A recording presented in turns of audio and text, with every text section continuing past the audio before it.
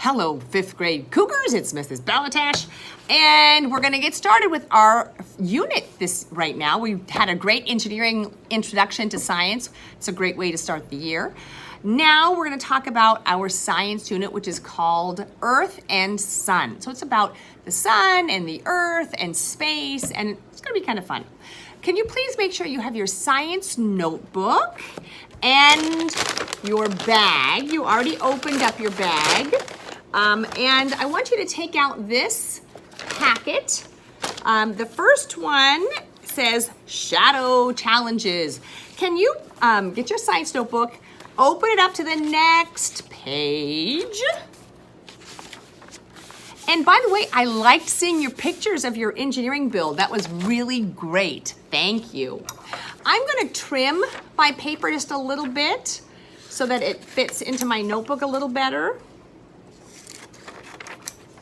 Okay, and I'm going to glue it onto the back. I'm going to put glue on the back of it with my glue stick, and I'm going to glue this into my science notebook. And I kind of put it down a little bit so that I have space at the top. I'm going to put the date. Today for me is 9/3/2020. It's supposed to be really, really hot this weekend. I hope that you survive. And I have a number on the bottom. I'm going to go back to the table of contents, and I'm going to put number 2. And it is going to be Shadow Challenges. Shadow Challenges. And mine is on page 4. So I've got my table of contents. I had technology and engineering on page 1, and now I'm on Shadow Challenges on page 4. Now, boys and girls, I want us to write our focus question. Every week we're going to have a focus question, something that we're investigating. And the focus question for today is how, and I'm going to write it on the opposite page. How, and most importantly, why does your shadow change during the day? How and why does your shadow change during the day? So, like, first of all, what is a shadow? What's a shadow? Well, in first grade, we talked about that a shadow is just the blocking of light, right? So I want you to go back and let's take a look at these shadow challenges. I'm not going to be able to do them with you, but I would like you to go outside and do some of these shadow challenges. Can you use your shadow hand to touch your shadow head? Can you use your real hand to touch your shadow head? Can you make your shadow very small? Can you separate yourself from your shadow? Can you touch your partner's shadow knee with your shadow hand? So you might have to go out with your mom or dad or brother or sister if you have that. Can you make your shadow disappear? Can you slip into someone else's shadow? Can you make your shadow shake hands with someone else's shadow? Can you play shadow tag? Make up your own challenge.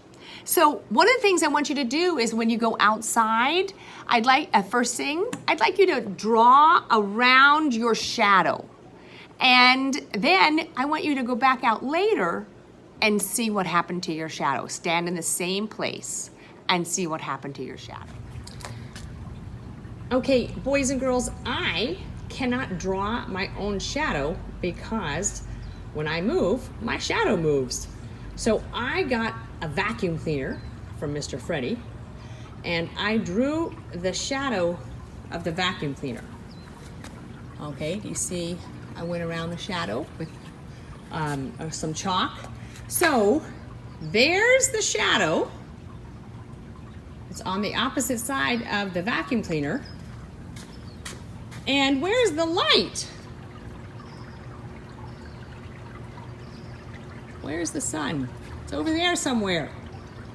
So the sun is over this direction, and the shadow is this direction. Okay, so boys and girls, we're gonna start to learn how to use a compass. So I want you to take the compass out of your bag. But before we do, I want to talk about the earth for just a minute. So this is a drawing of the earth.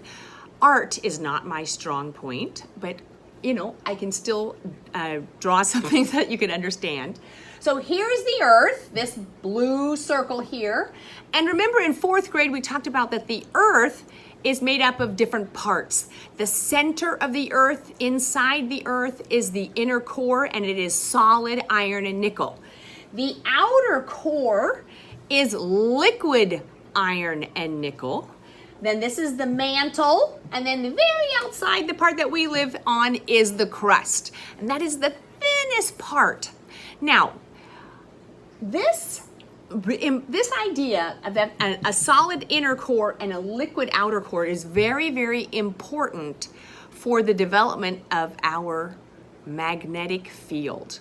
Earth has a magnetic field. Earth is kind of like a great big magnet. When the earth is spinning or rotating, this solid core is spinning inside the liquid iron core. And that interaction between those two creates a magnetic field around the earth. And this magnetic field goes out of the poles and goes back to the other pole. So we have a north pole and a south pole, both geographically and magnetically. So a compass is something that detects, that identifies, can interact with Earth's magnetic field. So I'm going to teach you how to use a compass. So if you notice on the compass, there is a red end and then a metal, like a silver other end. And that piece right there is a magnet. One end is north, one end is south.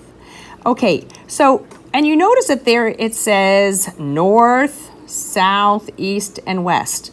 Those are the cardinal directions. I think you learned about that in 3rd grade. So I'm going to put my magnet down, my compass, it is a magnet. I'm going to put my compass down on the table. I'm sorry about the glare. And you notice that the needle is moving. Now, this is the deal. I can turn my compass, but the needle continues to float back. And what I want to do is I want to turn my compass so that the N is underneath the red arrow. Now you might have a blue arrow or a black arrow, but one end is north and one end is south. And now that I know that the needle is pointing north, I can now use my compass to give me a sense of direction. Boys and girls, if you're having a hard time using the hand compass, well, look, it's not quite perfect. I want you to know that you can go and use a cell phone. Most cell phones have a compass on their phone as an app. And you can just confirm that your compass is pointing in the right direction. Okay, so boys and girls, I want you to get out this piece of paper and this thing, which is a golf tee. And I want you to glue the golf tee. I might need a little bit more than that. Glue the golf tee right in that circle, right on that circle, so that it is standing up like this, okay? We are going to make a sun tracker, and we're going to see what happens to the sun throughout the day. So we're going to take our sun tracker and our compass outside. So this is how we're going to use our sun tracker recording. So I have my compass here, so I know that this is north, okay? The direction I'm pointing there is north. And I have my green golf tee, and the opposite of north is south, Over here is the east and here is the west. Now you can see that I have a shadow in the west, and the shadow is pretty darn long. So that means that this is the east. And boys and girls, guess what? It is about 9:30 in the morning, and the sun rises in the east, and it casts a shadow in the west. So I'm going to get a pencil and I'm going to draw this line, and I'm going to put the time. Okay, so it's actually 10 a.m., not 9:30. So I have recorded that, and I'm going to come out and I'm going to record it again in about an hour to an hour and a half. And I'm going to do this all day. Boys and girls, can you please do this at home? Every hour or so, I want you to go out and record the shadow that the golf tee is casting.